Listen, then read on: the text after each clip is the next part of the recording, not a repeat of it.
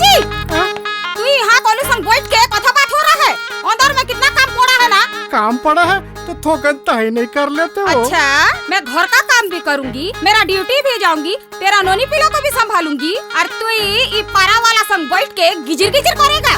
छत्तीसगढ़ी गाने देखने के लिए हमारे YouTube चैनल को सब्सक्राइब करें और नए अपडेट्स जानने के लिए बेल आइकन के बटन को क्लिक करें।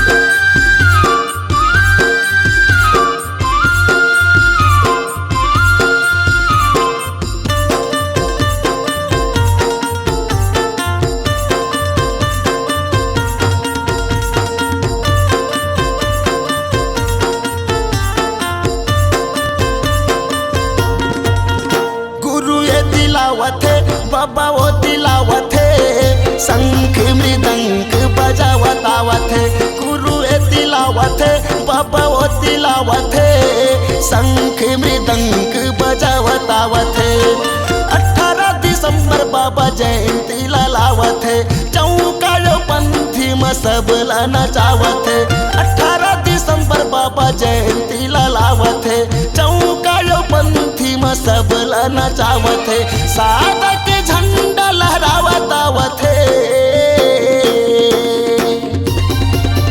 गुरु ए तिलावथे बाबा वो तिलावथे शंख मृदंग बजावतावथे गुरु ए तिलावथे बाबा वो तिलावथे शंख मृदंग बजावतावथे।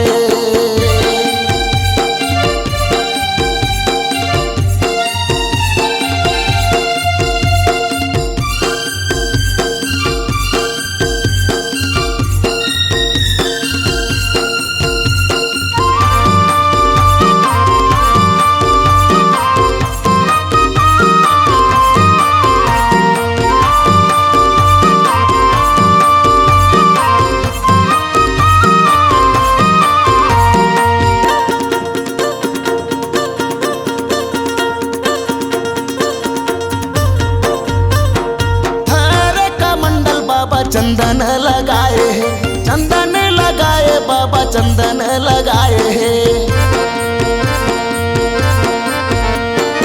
अमृत पान गुरु सबला पियाए है सबला पियाए बाबा सबला पियाए है मुक्ति के डाहर बतावतावथे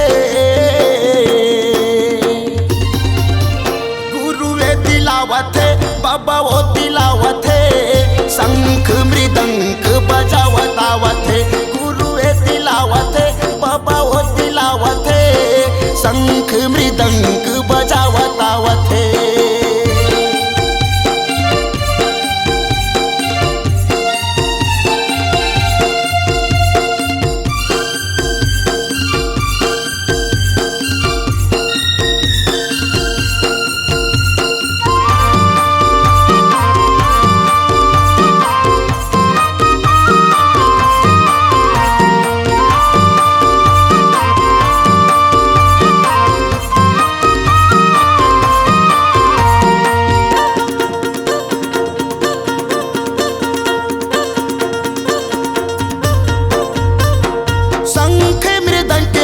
बाजे तोरे बजना बाजे तोरे बजना बाबा बाजे तोरे बजना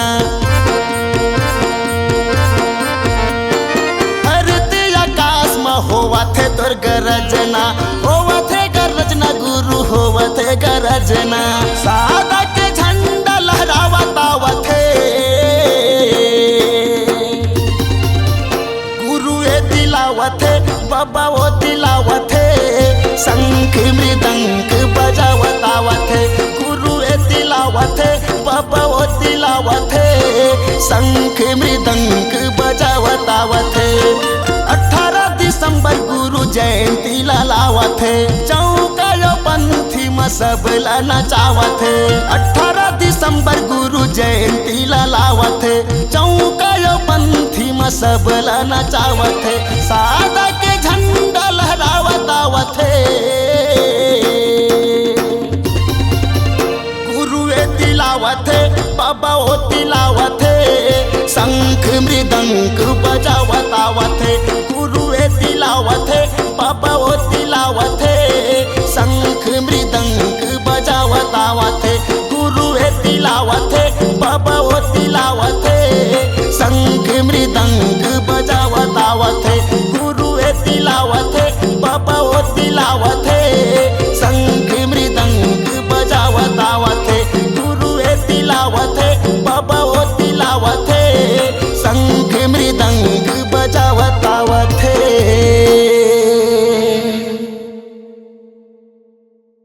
आपकी आवाज ही आपकी पहचान है।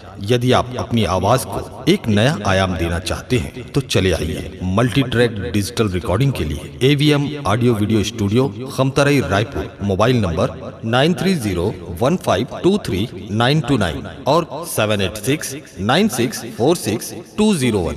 यदि आप नए एवं पुराने गीत सुनना चाहते हैं तो avmgana.com में जाकर गाना फ्री डाउनलोड करें और YouTube चैनल में AVM गाना और KK कैसेट्स को सब्सक्राइब करें।